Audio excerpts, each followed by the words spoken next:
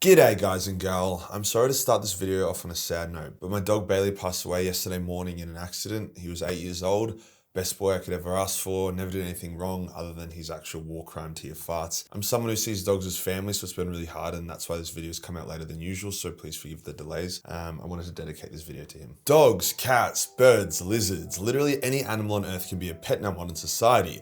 But what about in the grim dark future of the 42nd millennium? Are dogs still man's best friend? Are there still animals on Terra to be called pets? Or has humanity started adopting alien fauna as their pets? It's something the law doesn't really often shine a direct light on, but I thought it'd be fun going through and discussing each of the main pets that are commonly seen in the future, across all factions. Before we get started, don't mess with us Warhammer fans. We're autistic and we actually read the fine print. Something I love about our community is that we aren't some brain-rotted TikTok NPC shit, where I need to play Subway Surfer on the side of my videos to keep your attention. What that also means is when I promote something to you guys, I need to show you that I'm being genuine and what I say is legit. That same philosophy was the driving force behind Natty Plus Subs, a supplement brand I founded. Hero stacks of ingredients that are scientifically proven to actually affect your blood work for the better at their clinically tested doses in their best bioforms. We then ran human trials on our supplements and consistently saw massive blood work improvements depending on which supplements were taken, results of which are live on our website. Today I want to talk about my 3 favorite supplements from the range that I think suit myself and you guys the most. Let's call it the Majorkill's Get Jacked and Shredded While Binge Drinking bundle.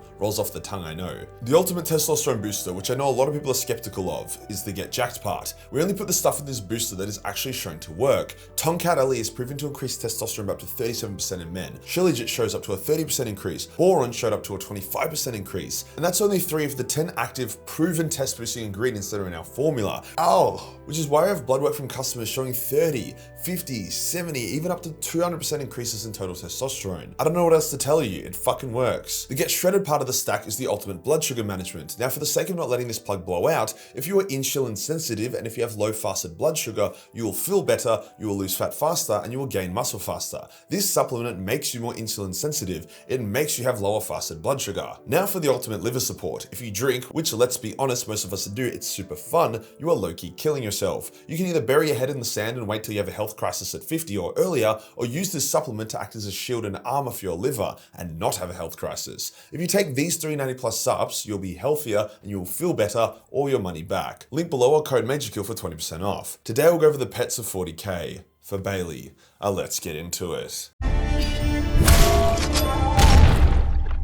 Now, unsurprisingly, different factions and races have different ideal pets. However, there is some crossover. Let's get the burning question out of the way. Are there good boys? Are there doggies? Yes, everywhere. The fate of good boys will always be tied to the fate of humanity. Countless human worlds, from civilized worlds to pleasure worlds to hive worlds, have dogs. Now I can't really go into the breeds because 40k doesn't really go into breeds, but there would be countless. I'm talking millions of different official breeds and billions of unofficial ones. The dogs in 40k are extremely intuitive. They can actually smell out Calidus assassins who are in disguise. If a Calidus takes your form, has your scent, takes your personality, your dog will still know and bark at that bitch. Fuck yeah. They are also often used to sniff out and hunt Dark Elder, as Dark Elder have a distinct death scent that dogs are highly sensitive to. Generally, the most effective and best dogs are the Mastiffs, a subcategory of dog known for their intelligence, physical strength, and viciousness. Now you've probably seen images of these cyborg killer Dobermans, which kind of makes me sad because I used to have a Doberman, and personally I'm very anti-mutilating them to make them look tougher, but oh well. These are called cyber-mastiffs and are more specialized and deadly than normal dogs.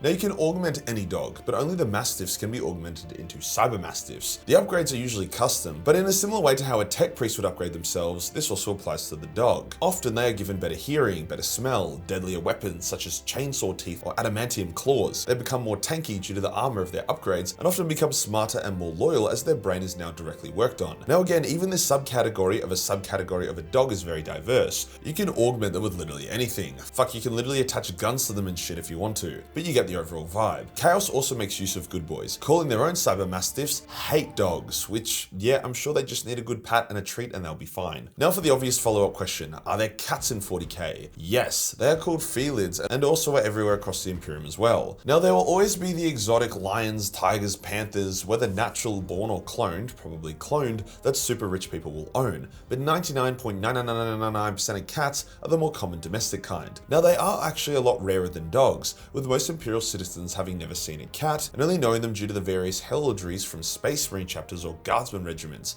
as everyone likes putting lions and shit on their flags. There is a breed of psychic cat called a Grinx, which are rare and highly sought after by both psychic inquisitors as well as Eldar. The Grinx will bond with their psychic owner, stabilizing them and enhancing their power while also having their own abilities. Their origin isn't well known. It's unclear if it's an alien species or an evolution of a cat. However, since it seems to be compatible with various psychic races, I wouldn't be surprised if it was a creation of the old ones. The Eldar had their own cats back in the day called liar cats, which were more like dogs than cats. However, it seemed like most if not all of them were lost in the fall. Some less friendly cats include the fire cats, which are these big scary asshole cats the size of large tigers and are not only strong as hell, but also use poisons and toxins, like a Komodo dragon.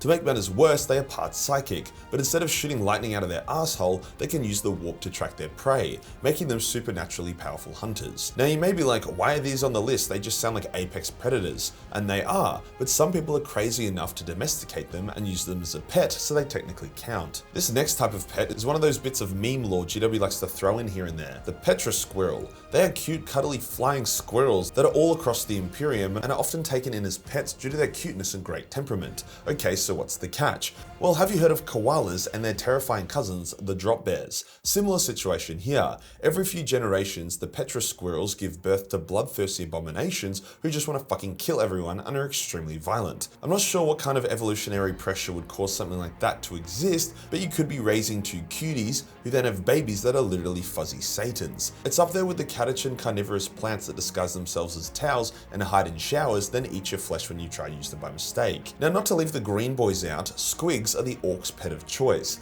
They are also technically a part of the orc family and grow using orc spores, but they never really evolve and come out as these dumb little endearing monsters. Now there is an ungodly amount of squig variants, like a full video's worth, ranging from shark squids to vampire squigs to gigantic squigs. If it wasn't for squigs, orcs would be pretty screwed, since they act as their food source, dogs, cats, weapons of war, mobile storage. Even the hair you see on some orcs is literally just tiny leech-like squids stuck to them to simulate hair. They have the logistical backbone of an orc wah, and thus are a prized pet of the orcs who love them dearly, unless they're a bomb squid, in which case they really love them for a very short period of time. Probably the biggest range of pets are owned by the Exodite Eldar. Every dinosaur you can think of these dudes own.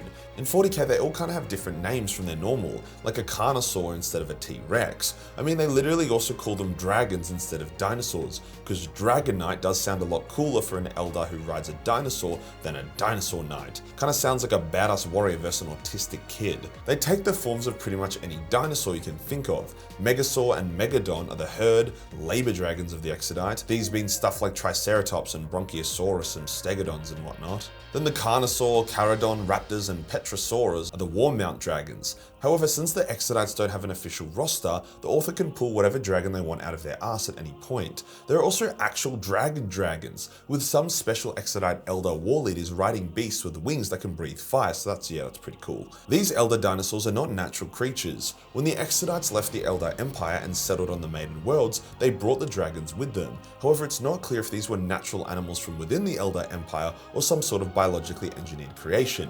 I'm leaning towards the latter. These things rip space marines in two like a chainsaw through a 9-year-old. Neither the Tau nor the Necrons have official pets, unless you consider humans they subjugate as pets. The Tau have their drones, which kinda count, whilst the Necrons I suppose have their scarabs, but again those things have the personality of a used dishcloth, so I don't think I can count them. Funnily enough, the Mechanicus can create incredibly lifelike pets. Ark and Land created a cyborg monkey, but without any monkey genetics. He used biomatter and technology, actually incredibly advanced tech come to think of it, to create what he imagined a monkey of old Earth to be like. He thought it was ridiculous that a monkey's tail be used to hang off trees, and instead insisted it must be used as some kind of stinger weapon. Thus he gave his monkey, called Sapien, a scorpion-like tail. Sapien was incredibly intelligent and loyal, probably because he used some kind of vat-grown human brain instead of a monkey brain, with numerous other tech priests using various mechanical forms of animals as pets. Now you could just argue they are animal-like servitors, but the ones made by the Mechanicus as pets have a lot more flavor than a servitor. They weren't just these mindless automata. Likewise, some servo skulls are considered pets and have a lot of personality,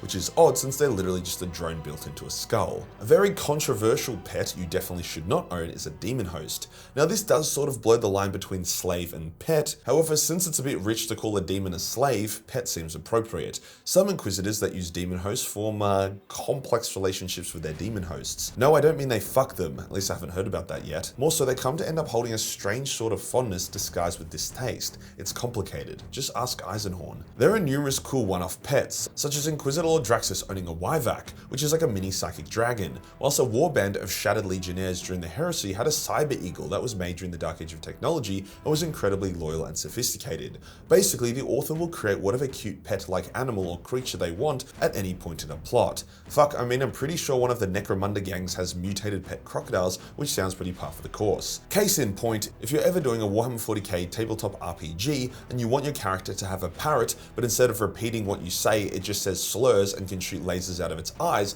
then you go ahead champ, Majorkill says it's lore friendly. Comment any pets I may have missed below.